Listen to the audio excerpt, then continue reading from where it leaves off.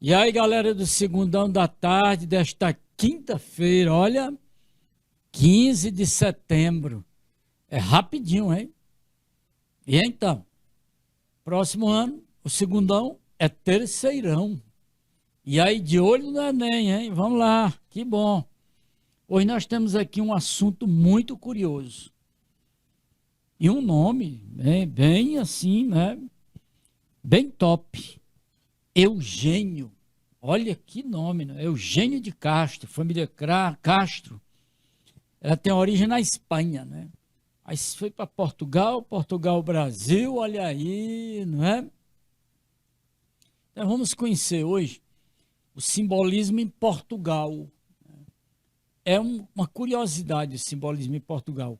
Ele teve uma duração muito rápida, de mais ou menos 20, 25 anos, né? E quem introduziu o simbolismo em Portugal oficialmente foi esse professor, Eugênio de Castro. Ele tinha muita reputação, o cara era famoso, hein? Era top. Então nós vamos conhecer as origens, né? Características, temas do simbolismo.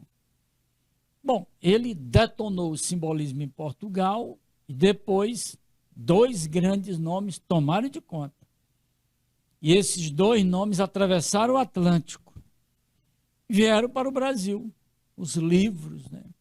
E marcaram muito aqui no Brasil. São as nossas aulas subsequentes, né? Galera, olha que beleza. E então, é a literatura portuguesa, é a era moderna, né? Nós sabemos muito bem que em Portugal são três momentos, né, longos: era medieval, né, a era clássica e a era moderna, que começa com o romantismo. Aí vem para o realismo e o simbolismo. Olha aí, o simbolismo é o terceiro item. No próximo ano, aí vocês vão estudar o modernismo em Portugal também. Então vamos conhecer um pouco, vamos fazer os estudos introdutórios do simbolismo com Eugênio de Castro. E vamos conhecer aspectos, né, e o contexto lá de Portugal e como surgiu o simbolismo na França, né? E vamos ver as origens, né? Vamos nomear características, né, e temas do simbolismo. E ler alguns textos, vamos analisar uns dois textos. E tem questões, né? Que ótimo. Então, vamos lá, hein? Era moderna. Era moderna. Item 3 é o simbolismo. O 1 é o romantismo. O 2, o realismo. E agora o 3, simbolismo. Ismo, bom, é a tendência.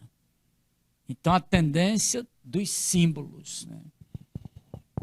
É a palavra como símbolo. E tudo começa em 1890, aqui fechando o século XIX, claro. Vai até 1915. Então, são mais ou menos 25 anos aí de simbolismo, né? Bem rápido. E a frase mesmo que marca o simbolismo é sugerir. Eis o desejo, eis o sonho, né? O verbo sugerir, né, é o verbo que marca o simbolismo. Ou seja, não dizer diretamente, porque há uma profundidade subjetiva sem limites. É o simbolismo. Os simbolistas, eles retomam a subjetividade do romantismo, numa escala diferente, profunda, não é? E é exatamente esse fenômeno aí que nós vamos conhecer, né? Essa estrutura toda histórica do surgimento, né? E vamos percebendo como o simbolismo se instalou na França e avançou para o resto da Europa e para o Brasil, né? Tudo começa com um livro pequenininho, muito interessante o título, né? Ó Aristos. Mas que palavra! Ó Aristos. Estranha a palavra. Mas a palavra ó Aristos significa algo muito curioso. Significa conversas íntimas. Olha aí, olha a situação. Conversas íntimas a dois. Daí o Eugênio de Castro, né? E no prefácio do livro, ele causou escândalo em Portugal, né? Portugal sempre foi um país travado, né, por aquela mentalidade cristã, né, meio hipócrita e tal, né? E então Eugênio de Castro era um professor muito famoso, né? Ele escandalizou com o livro Ó Aristos, principalmente com o prefácio do livro. Ele escandalizou, né? Foi bom, foi ótimo, chamou a atenção, né? Mas ele não é o grande nome do simbolismo em Portugal. A posição que ele ocupa é uma posição mais histórica, né? Porque dois nomes que vieram depois foram magníficos, né? Camilo Peçanha, olha aí, e Antônio Nobre, né? Antônio Nobre é muito famoso. O Brasil botou muito nomes de rapazes Antônio Nobre, né?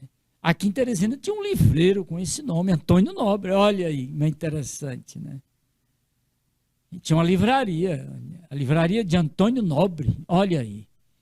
Você vê como a literatura influencia muito, né? Chama muito a atenção. Quando não é pelo nome do autor, né, do poeta, do ficcionista, é pelo nome de personagens. Muitos pais colocaram nome nos filhos e filhas, né? Nomes de personagens famosos da literatura brasileira. Tem aqueles que, claro, ninguém quer colocar, evidentemente, né? Porque é o chamado politicamente incorreto, né? Na Bíblia, do mesmo jeito, né? Tem aqueles nomes que a gente coloca com muito prazer, mas há outros nomes que não têm condições, né? É Jesus Cristo, Jesus, olha aí, é um nome mais moderno de Josué. Ó, que coisa, né? Um nome magnífico, né? Josué foi a ponta de lança para entrar na Terra Prometida, já que Moisés não entrou, não teve o gosto de entrar, né? Mas ele foi o condutor. Então chamou a atenção, lógico. Até hoje, os nomes bíblicos, aqueles que ajudaram a construir o bem da humanidade, aí sim, todo mundo tem o maior gosto. Mas tem aqueles nomes que não dá, né? Dizer, puxa, você não vai arriscar botar o nome da sua filha Salomé. Paciência, né? Tem muitos que tem, mas todo mundo sabe o lado ruim, né, do texto bíblico, né? Bom, mas agora vem um detalhe curioso. O Aristos abre o simbolismo em Portugal. Em 1915, o grupo da revista Orfeu, imagine quem está à frente, Fernando Pessoa, implanta o modernismo em Portugal. Mas o que foi que aconteceu no final do século XIX e virada para o século XX? Olha esse contexto, como é interessante. Presta atenção aí. Portugal mergulhou numa situação terrível, né? Por conta da poderosa Inglaterra, que em 1890, né, humilhou Portugal. A Inglaterra era a potência mundial, é a era vitoriana, né? E deu um ultimato a Portugal, que Portugal tinha que sair das colônias da África e outros locais, né? Portugal não teve outro jeito, teve que sair. E essa crise política e diplomática gerou uma situação assim incômoda no povo português. Gerou depressão, pessimismo, frustração, né, muito forte. Abalou, né, Portugal de tal maneira que os autores, os intelectuais de Portugal, né, passaram a engrossar aquela vontade de tirar Portugal da monarquia, né, acomodada e levar Portugal para uma situação política, né, republicana. Mas isso não foi fácil, hein? Correu sangue. Em 1910, um popular matou o rei, né, na rua, né, no desfile, e matou o sucessor do rei. Aí é que implantaram a república em Portugal. Mas uma república tão frágil, né, que nós, no próximo ano, quando vocês estiverem estudando o modernismo em Portugal, vão conhecer a República Portuguesa e depois o Estado Novo. E a partir de 1970, agora, recente, não é? É que Portugal vai superando as crises até entrar para a União Europeia nos anos de 1980. De lá até agora, Portugal só tem se firmado como uma nação boa de se viver. Olha aí, né? Mas a crise em Portugal ela foi estúpida, né? Crise política, crise econômica e crise financeira, né? Todo mundo sabe a diferença de crise econômica para crise financeira. A crise econômica ela é macro, né? A crise financeira é micro, é você com suas crises, né? É isso aí. E vamos que vamos, Amanda, vamos lá, hein? E aí, galera, vamos às origens do simbolismo. Por que surgiu o simbolismo? Curioso, né? Primeiro, a segunda metade do século XIX estava tomada, essa segunda metade, por aquela onda de cientificismo e materialismo, né?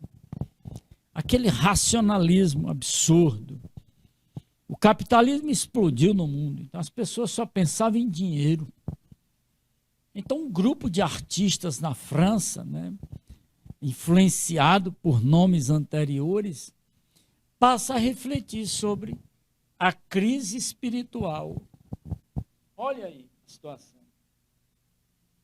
As pessoas estavam mergulhadas nesse cientificismo, esse racionalismo, né?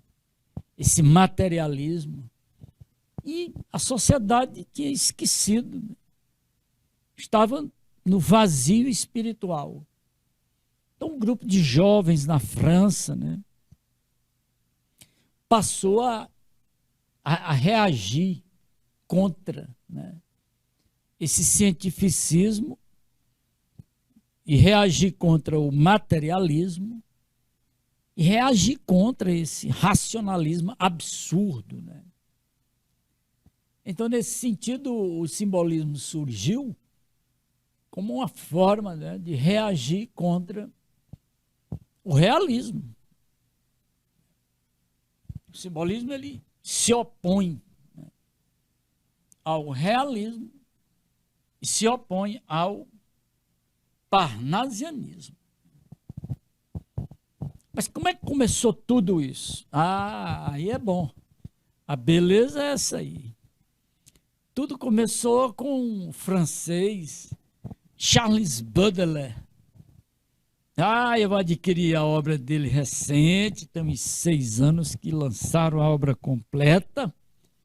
E este professor foi atrás da obra, lógico, né? Baudelaire nasceu em 1821 e foi a óbito em 1867. Isso aí é um sujeito perigoso, Baudelaire.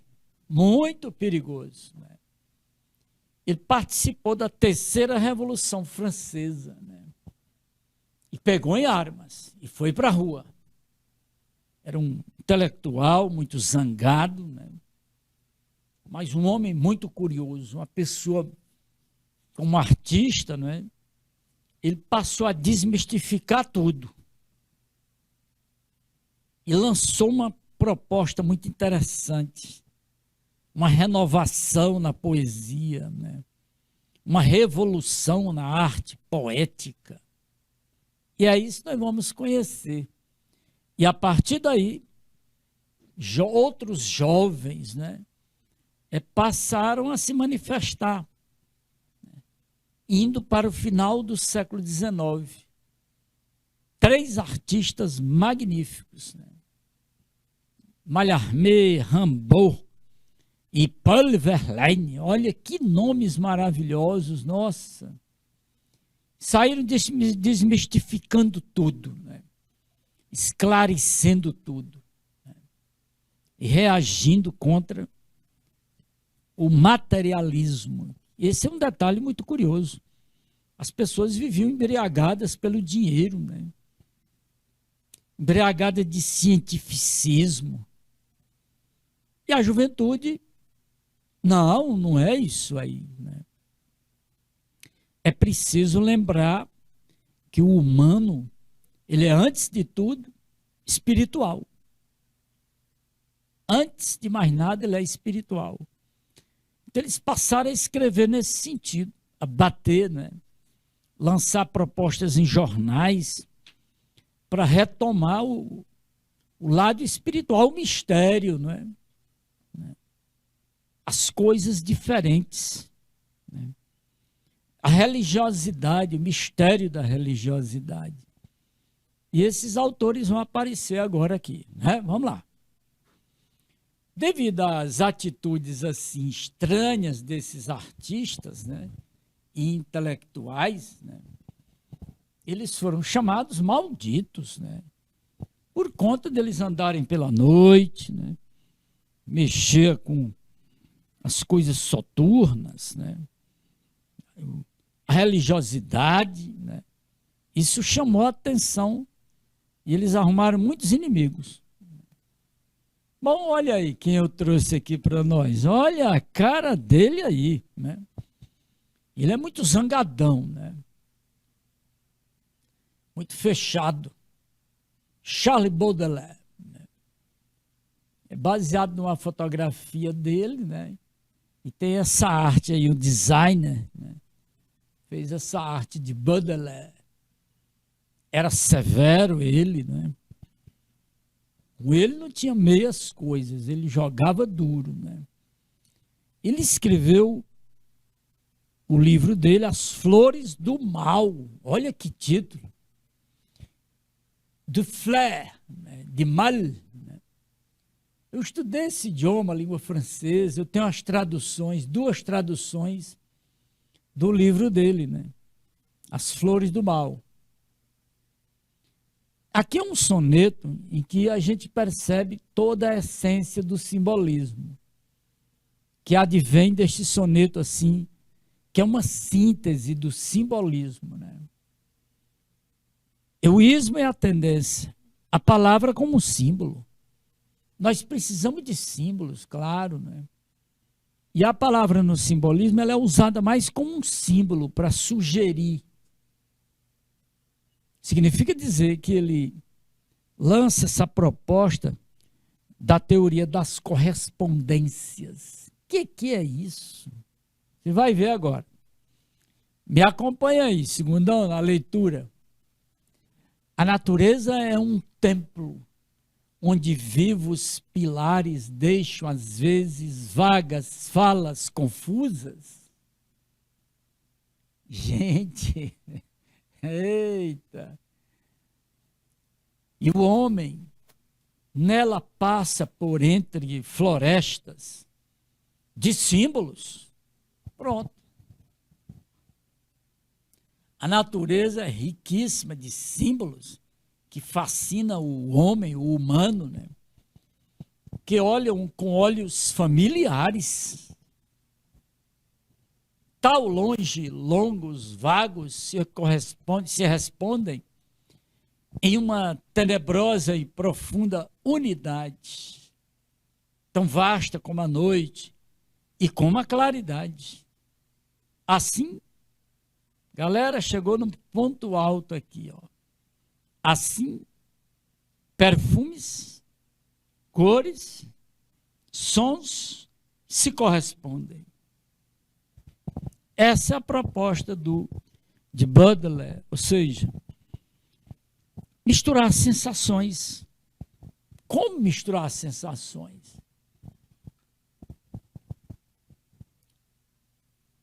A roupa da noite, da festa, da noite, tem que combinar com um perfume que traz essa pertinência com as cores da roupa. Então, a roupa da noite, das festas, da balada, é diferente da roupa de uso durante o dia, né, do trabalho e tudo mais. E o perfume também. Por isso que ele diz que ocorre essa identidade, essa mistura, né? Perfumes, cores, sons se correspondem. Ora, os perfumes, olfato, né, cheiro bom, cores, visuais, sons, audição. Ele diz que essas sensações, elas têm assim uma correspondência entre elas. O som ambiente de uma reunião formal é diferente de um som de rock, é claro, né? De hip hop, do pancadão, do morro, né? Então o som do piano, né, ele é leve, suave, para um momento, um ambiente diferente, que seja pertinente. Então foi Baudelaire que chamou a atenção para isso. Na literatura, essa combinação de sensações, nós chamamos de sinestesias, né? E a galera chegando aí, Webert, vamos lá, hein? Há perfumes tão frescos, como tez de criança, como o rosto de uma criança. Imagine, perfume, que é olfato, e o tato do rosto e a cor do rosto da criança. Olha que coisa curiosa, não é? Perfume tão frescos como a tez de uma criança. O rosto. Suaves como oboés. Oboés é um instrumento de percussão da orquestra. Ou verdes como um prado. Olha que coisa, né? Suavidade com cor verde, com som. É a teoria das correspondências. São as sinestesias. Mistura de sensações. E outros falseados, ricos, cheios de pujança, tendo a expansão de tudo que é ilimitado, que cantam como o incenso e o âmbar, desabridos, os arroubos do espírito e dos sentidos. Grande Baudelaire. Claro que a tradução é traição, mas é uma tradução muito próxima do original da língua francesa. Bonito, né? Está aí a cara dele, de poucos amigos. Ele era muito zangado, né? Os artistas têm o jeito deles, né? Está aí, é um deles aí. Muito zangado, chato, pegou em armas, né? Se zangou com o mundo todo. Logo quando foi para publicar o livro dele, ele foi ameaçado de ir para a cadeia. Só publicou porque ele teve que retirar 6 poemas longos, terríveis, do livro. Né? Publicaram, mas ele morreu chateado. Mas agora, muito recente, né? Coisa de agora dos 6, 7 anos, foi lançada a obra completa, né? Das Flores do Mal, Les Fleurs du Mal, né? Com os 6 poemas que tinham sido rejeitados. Né? Incrível. E aí nós fomos atrás, evidentemente, da obra. Né? Uma boa tradução. Tenho 2 traduções das Flores do Mal. Tem diferenças, pequenas diferenças. E essas pequenas diferenças tiram um pouco do original da língua francesa. Mas dá para a gente perceber muito bem o que ele quis, né, com essas correspondências das sensações do corpo. Né? Perfume, cores, sons, o tato, o paladar, tudo isso se correspondem. E só agora, nesses últimos tempos, é que os designers de ambientes estão percebendo isso. Né? As cores, os perfumes, o olfato, né? A audição, né? E o tato. Muito bom. Galera, tá aí o Charles Baudelaire, né? Francês, né? E eu trouxe esta questão aqui para nós. Parecido com as cores do Enem. Você tem um soneto, né? Para os simbolistas, uma das formas de expressar as sensações, a tensão interiores, né? Por meio da linguagem verbal, é pela aproximação ou cruzamento de campos sensoriais. Isso tem um nome. Vou botar uma cor diferente aqui, chocante. Ó, sinestesia. Identifique no poema de Baudelaire o verso que se refere a essa fusão, essa mistura, né, de campos sensoriais. Está aí. Eu sublinhei o verso que vocês viram lá. Né? A letra A é muito clara. Né? Assim, perfumes, cores, sons se correspondem. Maravilhoso. Ô, Adriel, valeu, obrigado aí. Já tinha mandado a resposta, né? O Adriel. Muito bom, Adriel, valeu. Né?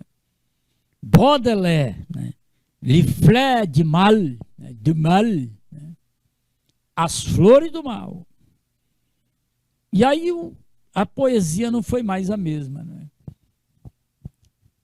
3 jovens poetas, daí para frente eles vão retomar o eu profundo, né?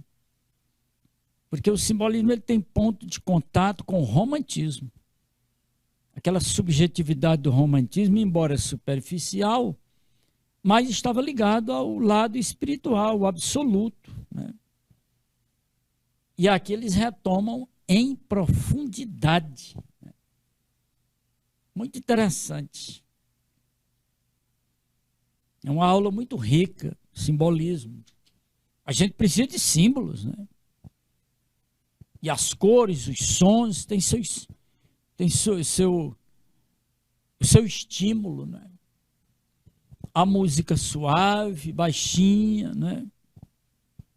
O piano, o violino, tudo isso. Bom, aqui nós vamos complementar, né?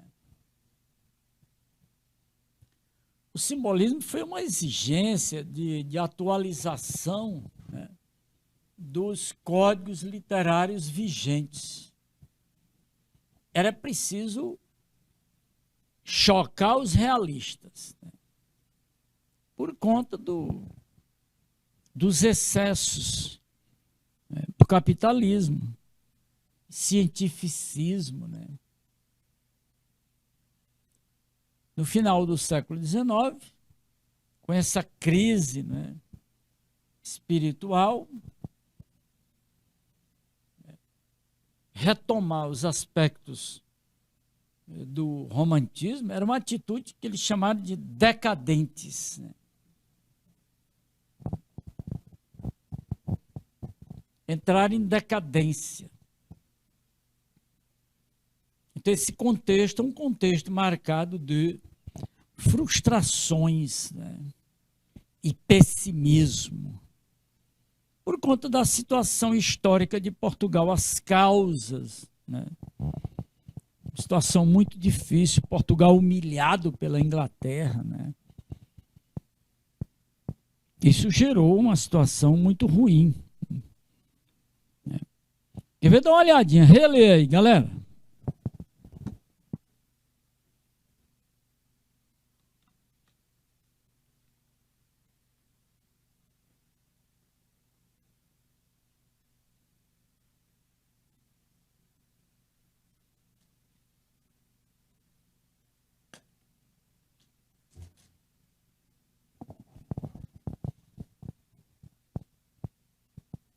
O simbolismo, ele retoma detalhes do romantismo. Olha aí, ó. Olha aqui, né? Por conta do subjetivismo. E então, muitos aspectos, né, temáticos do simbolismo, eles vão passar não só temáticos, né, mas também formais, né? Para poder você dizer de forma diferente, você tem que arrumar, renovar e modificar a linguagem. Senão, não tem sentido, né? Então, o que aconteceu dentro do simbolismo foi isso. Foi uma renovação temática, sugestões, né, e atitudes diferentes com a linguagem. Isso serviu assim de ponto para os modernistas, né? Vários autores do modernismo retomaram detalhes do simbolismo, né, por conta desse processo de preocupação, de renovação pela linguagem, né?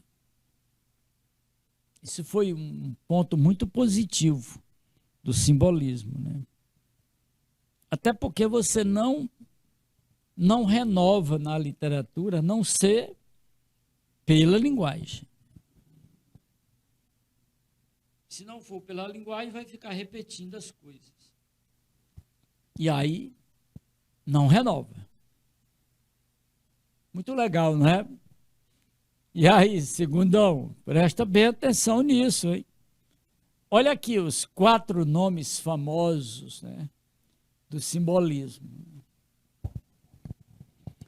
O número 1 aqui, o Charles Baudelaire. E aí tem esses 3 jovens, né? Paul Verlaine, Stéphane Mallarmé e Rimbaud. Olha as frases. Bom, ao Baudelaire coube o sensorialismo, né? A mistura de sensações, a teoria das correspondências, né? Ah, essa cor não combina com esse perfume, né? Coisas desse tipo. Ele revolucionou nesse sentido aí, né? Alguns anos depois, Paul Verlaine, né, explorou muito a musicalidade na poesia. Foi um avanço extraordinário, né? Uma coisa magnífica. Depois, Mallarmé, com aquela frase assim bombástica: sugerir, eis o sonho, né? Não quer dizer diretamente, mas sugerir. Sugerir pelo perfume, pelas cores da roupa, né? Pelo tato, né? sugerir pelo alimento, olha aí, né? Mas um outro jovem francês foi mais radical em relação ao uso da linguagem. Renovar, praticar uma verdadeira alquimia verbal, né? Experimentar, né? Alquimia, assim como na linguagem você exercer um tipo assim de trabalho de experimentação com o símbolo, a palavra como um símbolo, né? Enfim, a linguagem do simbolismo foi uma nova forma de ver e sentir o mundo, né? Simbolismo é isso, né? Simbolismo é uma nova forma de ver e sentir o mundo. Foi muito forte na pintura, né? E na literatura, principalmente em relação à poesia, né? O simbolismo foi muito forte com a palavra poética, né? Na pintura é assim um nome, uma expressão geral, o simbolismo, né? Com experiências novas de cor e de formas, né? Buscando ambientes assim inimagináveis, né? Ambientes noturnos, sombrios e misteriosos. Realidades inimagináveis de ambientes noturnos, sombrios,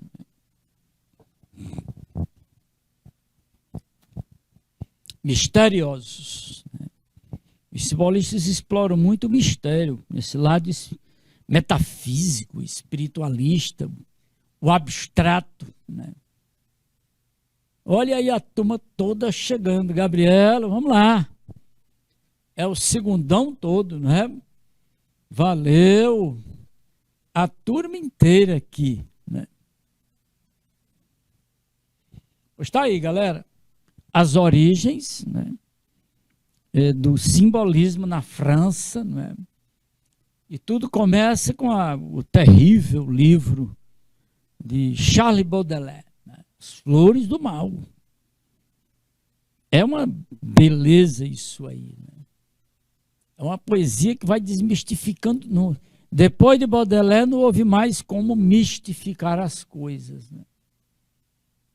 Ele colocou tudo isso numa situação muito diferente. Excelente.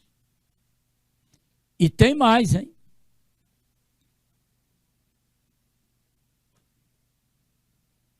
Tem uma questão aqui típica do Enem, né? Parecida, né?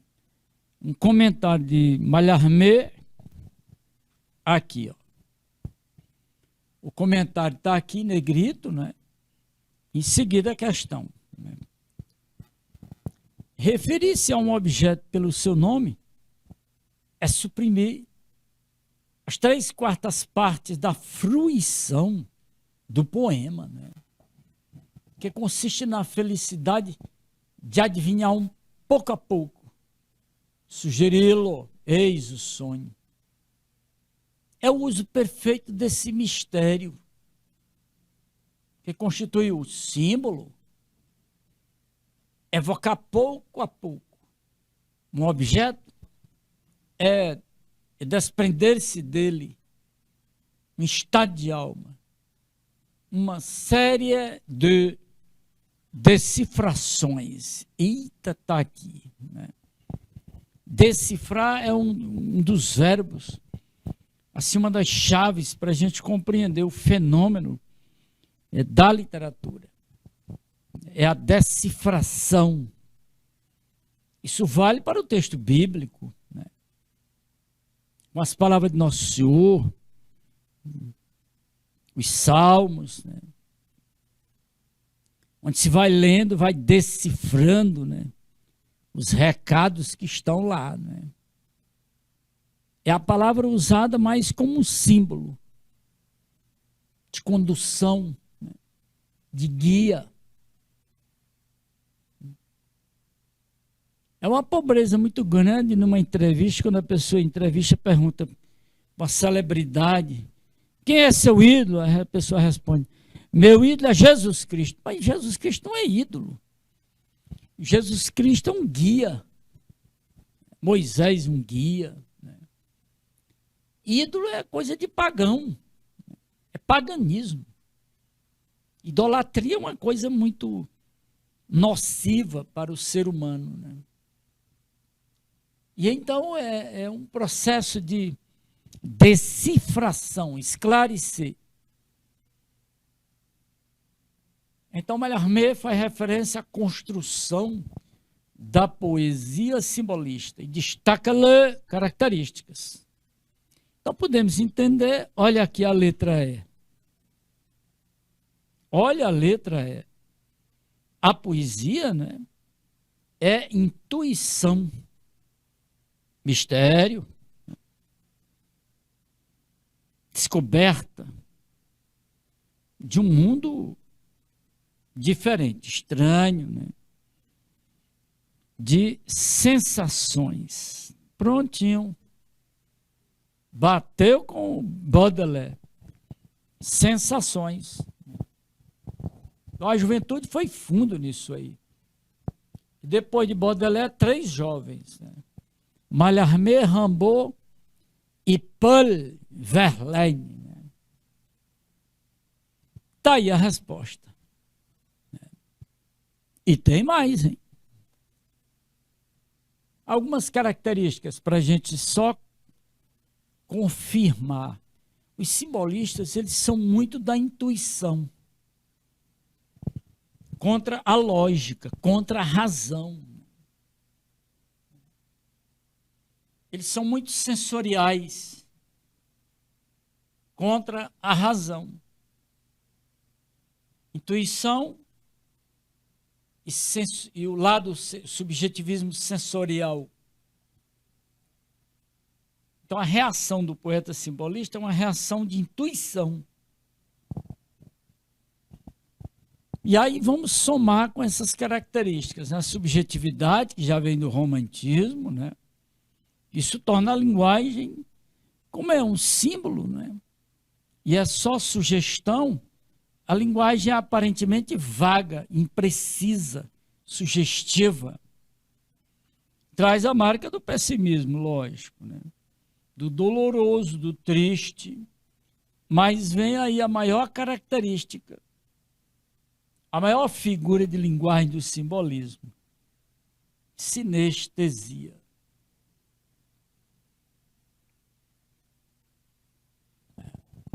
Ah, fulano, olha, eu vou levar meu namorado para ele poder comer um pudim lá em casa. Ele vai adorar este pudim. Aí tem um jogo aí, tem uma intenção. O pudim, olha aí, o paladar.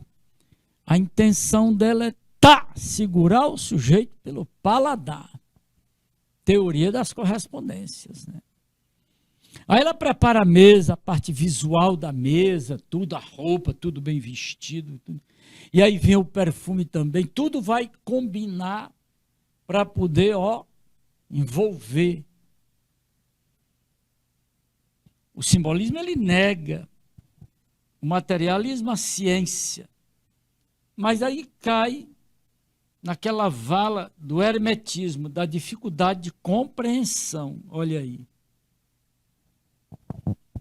Porque a intuição é subjetivismo muito forte.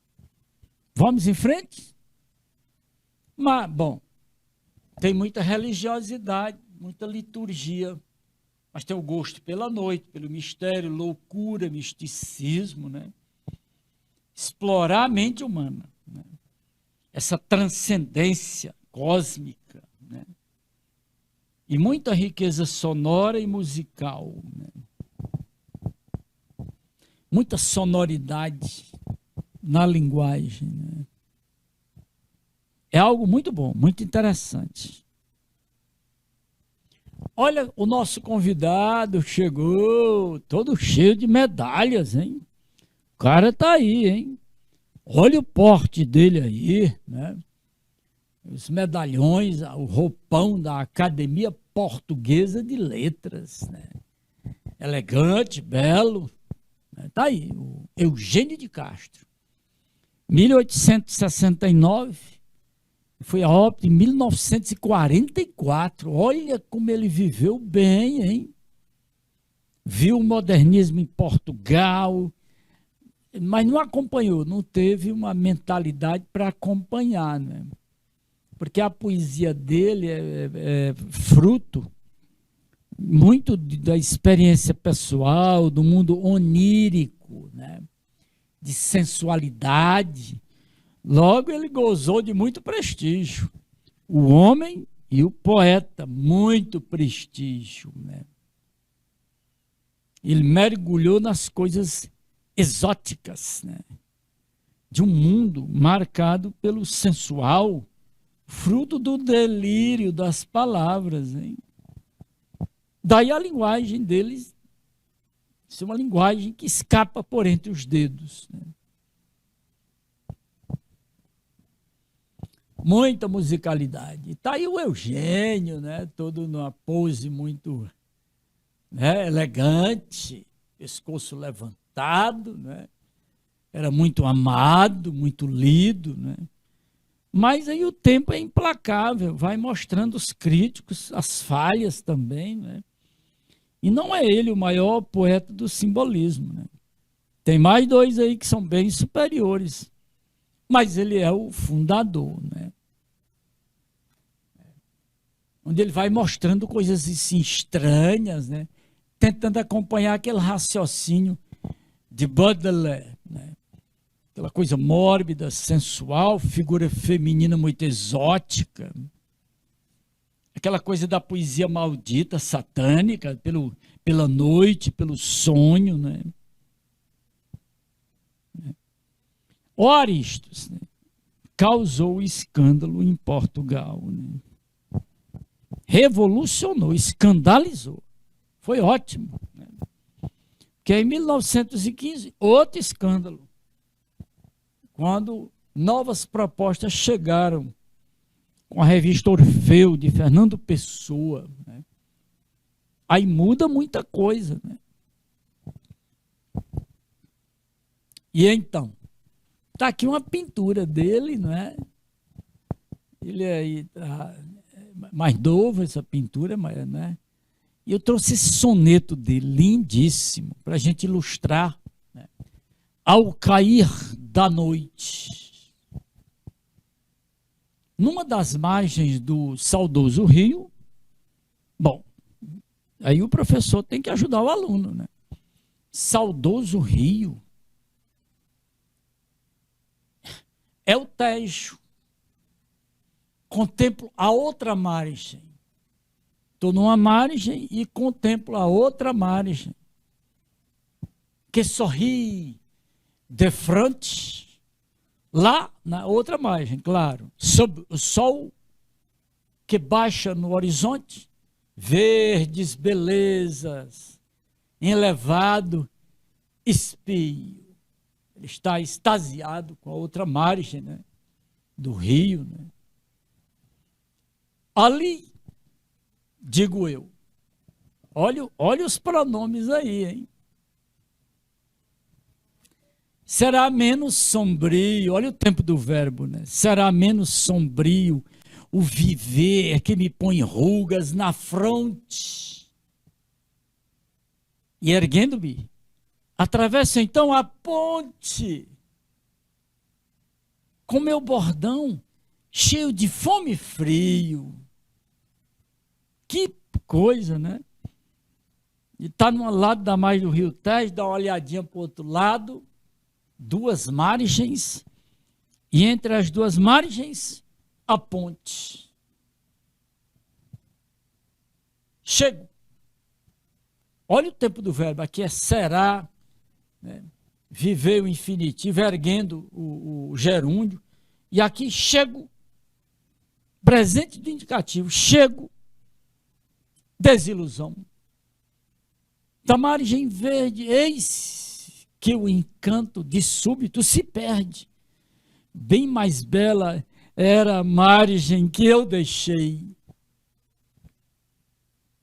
Ele se refere ao passado, ao verbo, deixei. Há uma movimentação muito grande dos tempos verbais e dos pronomes. Quero voltar atrás. Noite fechada e a ponte pelas águas destroçada. Por mais que a procurasse, não a achei. Olha que beleza, não é? Eita, um recorte interessante na vida dele.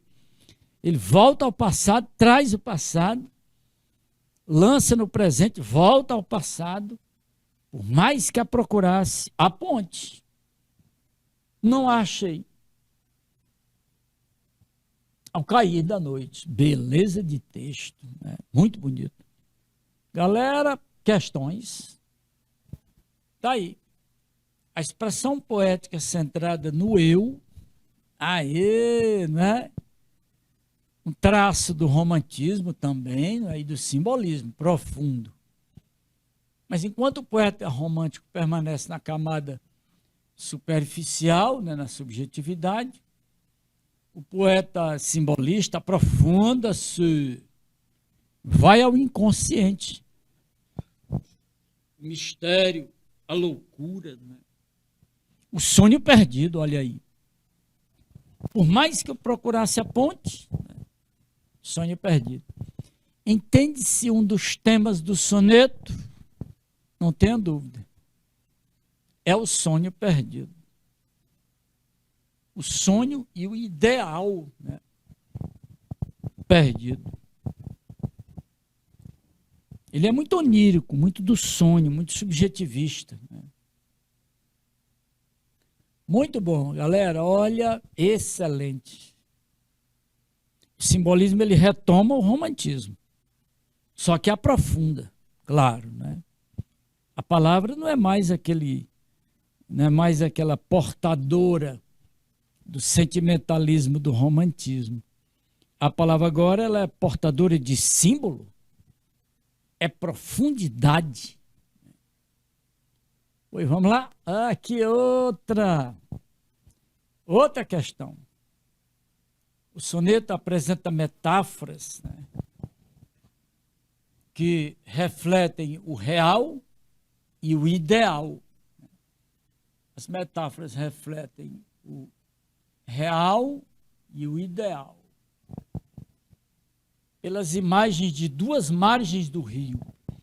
As duas margens do rio. Que metáfora traduz a frustração pelo ideal perdido? Né? Tem duas margens. E para unir as duas margens, tem a ponte.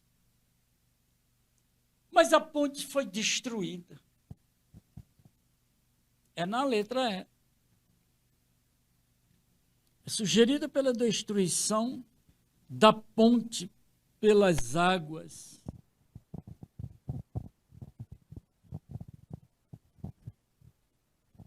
Olha, nós estamos nos aproximando aí da margem, né? Para terminar a aula, né? E o segundão tem essa oportunidade, né, das origens do simbolismo. No próximo encontro, aí nós já vamos para os dois autores mais importantes do simbolismo em Portugal, né? Muito bem. Olha aqui. A linguagem simbolista retoma aspectos, né, já trabalhados no romantismo. Subjetivismo, solidão, né, sofrimento existencial, ambientes, né, noturnos, que revelam esse intimismo, né? Que elementos linguísticos revelam o momento existencial? Eu falei para vocês. A questão do uso do pronome, né? E os verbos, o tempo do verbo. Olha a letra B.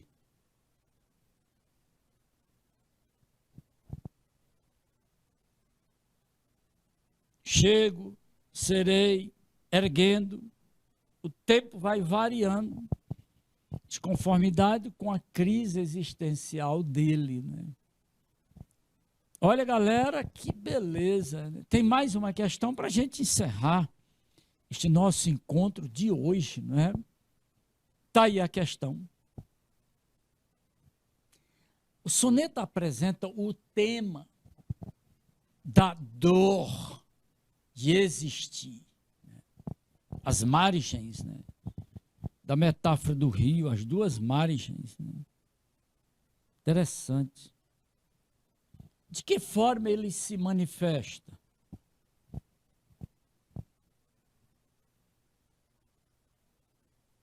É aquela eterna procura do ideal, né?